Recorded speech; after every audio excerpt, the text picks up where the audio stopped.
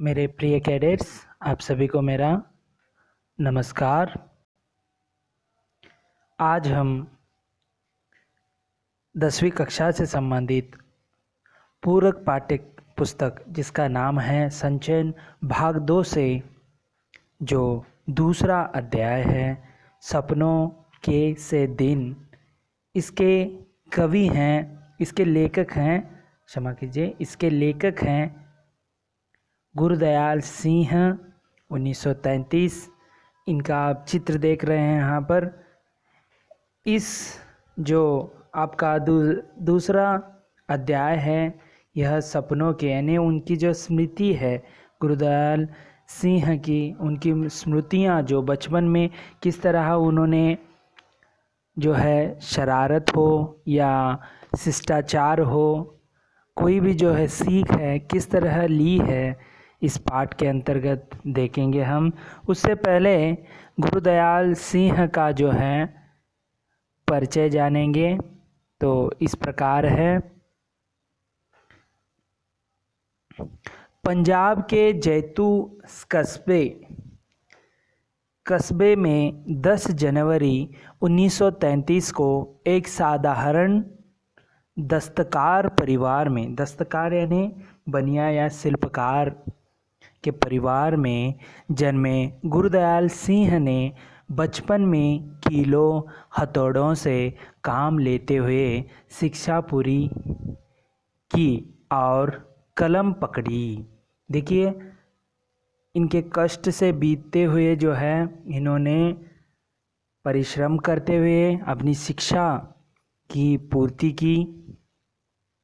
1954 से 1970 तक स्कूल में अध्यापक रहे। तो इस कार्यकाल में वे अध्यापक रहे। पहली कहानी 1957 में पंचदरिया पत्रिका में प्रकाशित हुई।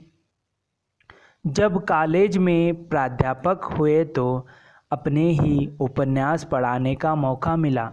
देखो, जब यह कॉलेज में प्राध्यापक बने तब उनका ही लिखा हुआ उपन्यास जो है पढ़ाने का मौका मिला।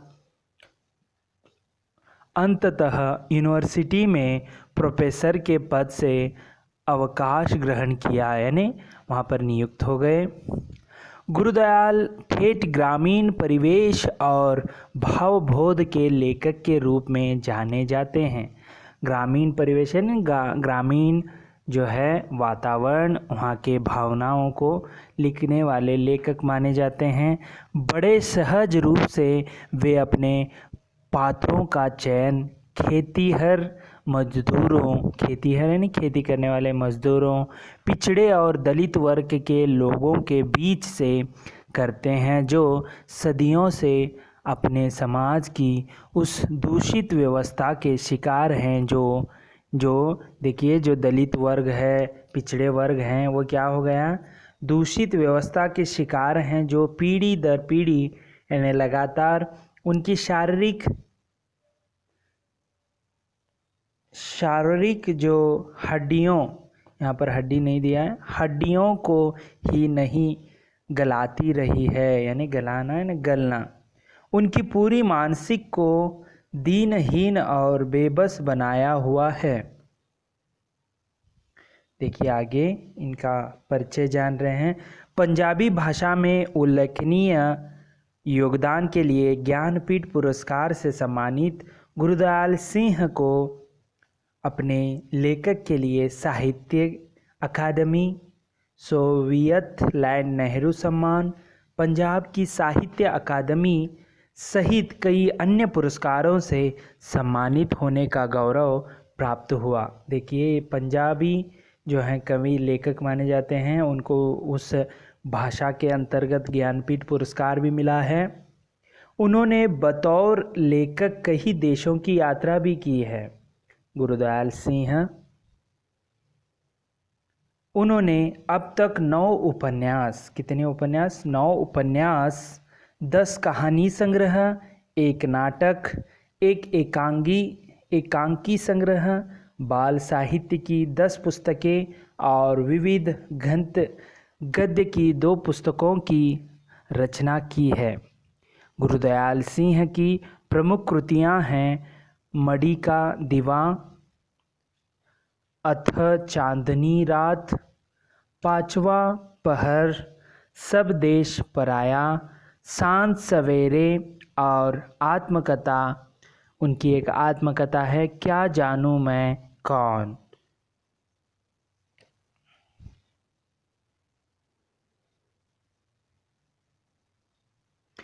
तो इस तरह जो है गुरुदयाल सिंह का निधन जो है 16 अगस्त 2016 को हुआ।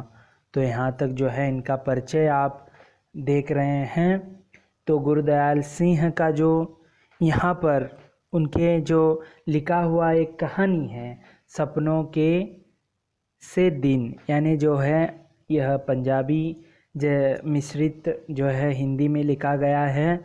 और इस कथा के अंतर्गत जो देखेंगे इस कथा का सपनों के से दिन, यह पढ़ने से पहले हम इसकी थोड़ी बहुत कहानी जानना ज़रूरी है। गुरुदयाल सिंह जो हैं उनके पटेहाल खेलना और पीटना, यानी वह दिन भर खेला करते थे और पीटते थे भी अपने माँ और बहन से।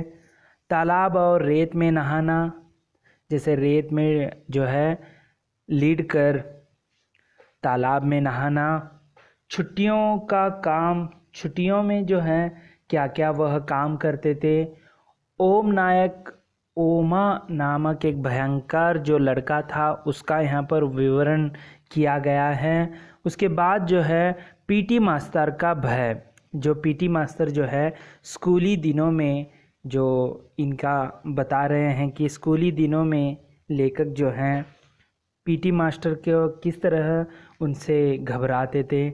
शाबाशी का मोह, जो पीटी मास्टर जो है शाबाशी देने से इनको बहुत जो है गर्व महसूस होता। पुरानी किताबों की बोरियत, यहाँ पर देखिए पुरानी किताबें जो हैं इन्होंने हेडमास्टर इनके लिए जो अमीर लोगों के घर जाकर जब पढ़ाते थे, बचे हुए उनके जब जो अगले दर्जे के ले जाते थे तो उनके पिछले दर्जे के जो पुस्तकें इन्हें दिया करते थे। फौज में भर्ती होने का दृश्य यहाँ पर आपको देखने के लिए मिलेगा। जो फौज में भर्ती हो गए, मास्टर जो प्रीतम चंद की, यहाँ पर मास्टर प्रीतम चंद यानी पीटी मास्टर हैं, उनकी शक्ति किस तरह वह कठोर जो हैं शिक्षा देते थे। यह हेडमास्टर देखकर प्रीतम चंद को जो है मुहत्तल यानी निलंबित किया गया। इस तरह जो उनकी जो कहानी है बचपन की, जो स्कूली दिनों की, यहाँ पर हूबहू यहाँ पर देखने को मिलती है। तो चलिए अब हम इस पाठ को पढ़ते हैं। मेरे साथ खेलने वाले सभी बच्चों का हाल एक सा होता। तो उनके साथ खेलने वाले बच्चों का हाल एक जैसे था। ये देखिए गुरुदयाल सिंह जो हैं उनका बचपन के बारे में बता रहे हैं, स्कूली दिनों के बारे में बता रहे हैं। नंगे पाँव, फटे मैली सी कच्छी और टूटे बटनों वाले कई जगह से फटे कुर्ते और बिखरे बाल। तो देखिए इस तरह वहाँ पर बताया गया है। और आगे देखेंगे क्या होता है। जब लकड़ी के ढेर पर चढ़कर खेलते नीचे को भागते तो गिरकर कई तो जाने कहाँ कहाँ चोट खा लेते और पहले ही फटे पुराने कुर्ते तार तार जो जाते। यानी यहाँ पर जो है खेलते समय जो है पेड़ में, तो वह लकड़ी के साथ वह कितने बार तो गिर जाते और कुर्ते पहले से ही फटे होते थे और फिर और थोड़ा फट जाता। धूल भरे कई जगह से छिले पाँव, पिंडलियाँ का अर्थ होता है तो झांगा के नीचे का भाग और घुटनों का, जो झांगा और घुटनों का बीच का भाग है पिंडलियाँ, या लहू के ऊपर जमी रेत मिट्टी है वहाँ पर, मिट्टी से लथपथ घुटने लेकर जाते तो सभी की माँ बहनें उन पर तरस खाने की जगह और पिटाई करती। देखिए सच में यदि आप ऐसे जो है खेल कर जो है घाव करके घर जाएंगे तो सचमुच में वहाँ पर उनके माँ हो या बहन हो, सहानुभूति के बजाय पिटाई करती थी। कईयों के बाप बड़े गुस्सैले थे, तो उनके मित्रों में से कईयों के बाप जो हैं गुस्सैले थे।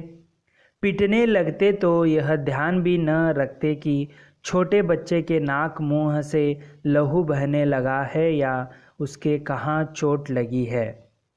देखिए, तो पिताजी भी गुस्सैले होते थे, ऐसे दृश्य देखने पर वह मारपीट करते थे, उनसे अच्छे के लिए ही करते थे। परंतु इतनी बुरी पिटाई होने पर भी दूसरे दिन फिर खेलने चले आते। देखिए इनका जो गुण है, व्यक्तित्व है, देखिए इतना मारपीट होने के बावजूद जो बच्चे होते हैं फिर से खेलने के लिए वह चले आते हैं।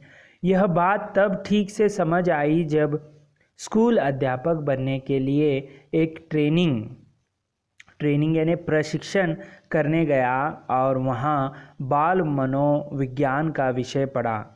तो इसका मतलब यही है कि जब वे अध्यापक बने तो जब मनोवैज्ञानिक साइकोलॉजी का जो चैप्टर पढ़ने के बाद जो है उनको जो बच्चों की मानसिकता कैसी होती है उसके ऊपर पता चला जब वो बचपन में करते थे।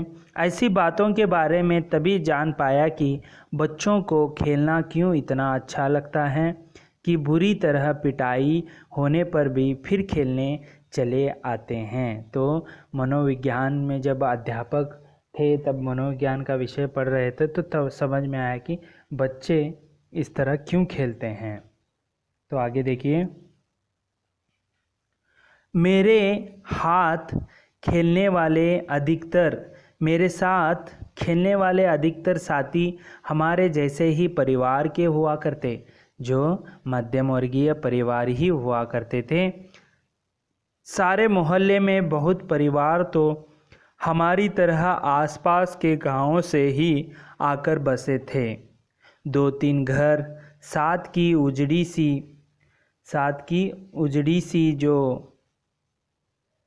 उजड़ी सी गली में रहने वाले लोगों के थे। यानी बहुत सारे उजड़ी है ना यहाँ पर जो है बहुत उनको बेहाल लोगों को। हमारी सभी की आदतें भी कुछ मिलती जुलती थी क्योंकि वे सभी एक जैसे परिवार के थे, एक जैसे हालातों के थे, इसीलिए उनकी जो हम सभी की यानी मित्रों की जो है मिलती जुलती थी। उनमें से अधिक तो स्कूल जाते ही नहीं थे, उसमें तो कहीं तो हैं जो स्कूल जाते ही नहीं थे। जो कभी गए भी पढ़ाई में रुचि न होने के कारण किसी दिन बस्ता यानी तो थैला है तालाब में फेंक आए और फिर स्कूल गए ही नहीं, न ही माँ बाप ने ज़बरदस्ती भेजा। देखिए तब के हालात ही अलग थे, खेलना बहुत पसंद करते थे, स्कूल को भी नहीं जाते थे। एक बार जो बस्ता उन्होंने तालाब में फेंक दिया तो उसके बाद जो है माँ बाप उस समय जो है ज़बरदस्ती पढ़ाई के लिए ज़बरदस्ती भी नहीं करते थे, इसीलिए आराम से रहते थे। यहाँ तक कि परचूने यानी ग्रोसरी जो है आड़तीय परचून यानी परचून की ग्रोसरियों की दुकान हो, आड़तीय जो ठेकेदार के भी अपने बच्चों को स्कूल भेजना ज़रूरी नहीं समझते थे। उस समय जो है स्कूल से भी ज़्यादा अपना जो कारोबार है वही संभालने के लिए बच्चों को बताते थे। कभी किसी स्कूल अध्यापक से बात होती तो कहते, मास्टर जी हमने इसे क्या तहसीलदार लगवाना है। तो कभी कभार जो बच्चों के लिए सहानुभूति के लिए शिक्षक जब आते तो उनको कहते कि मास्टर जी हमें इनको क्या तहसीलदार बनाना है। थोड़ा बड़ा हो जाए तो पंडित घनश्याम दास से लंडे का अर्थ होता है हिसाब किताब लिखने की पंजाबी प्राचीन लिपि। लंडे पढ़वाकर दुकान पर बहिया का अर्थ है खाता, दुकान के हिसाब किताब का ब्यौरा जिसमें लिखा जाए। नीचे वहाँ पर दिया गया है, आप देख सकते हैं उसके अर्थ लिखने लगा लेंगे, यानी उतना ही उनके घर में काम करने के लिए बस कहते हैं दुकानों में। पंडित 6-8 महीने में लंडे और मुनीमी का सभी काम सीख देगा। तो वह सिखाते थे तो 6-8 महीने में सीख देगा। वहाँ तो अभी तक अलीफ बे जिम च भी सीख नहीं पाया। तो देखिए वहाँ पर बे हो या च हो, यह उसने स्कूल जाकर नहीं सीखा है। तो हम तो स्कूल भेजकर क्या करेंगे उसे। तो इस तरह जो है, तो उनके जो बचपन के दिन थे उन्होंने बता रहे हैं यहाँ पर। तो उस समय के हालात बता रहे हैं कि बच्चों को उतना पढ़ाई के लिए ज़बरदस्ती नहीं करते थे। तो जब भी वहाँ स्कूली मास्टर आते थे तो उनको कहते कि पढ़ाई करवा कर जो है इनको कुछ तहसीलदार नहीं बनाना है, वहीं जो है खाता या हिसाब किताब के लिए 6-8 महीने में सीख जाएगा, वही काफ़ी है, ऐसे कहते थे। आड़तियों यानी ठेकेदार हो या ग्रोसरी यानी दुकान वाले भी जो है स्कूल को भेजना उतना ज़रूरी नहीं समझते थे। इस तरह जो है हालात थे। देखेंगे आगे और भी क्या होते हैं इनके, जो बचपन के दिन जो हैं, स्कूली दिन किस तरह बीतते हैं, उसे हम अगले वीडियो में देखेंगे। तब तक के लिए धन्यवाद। आपका दिन मंगलमय हो।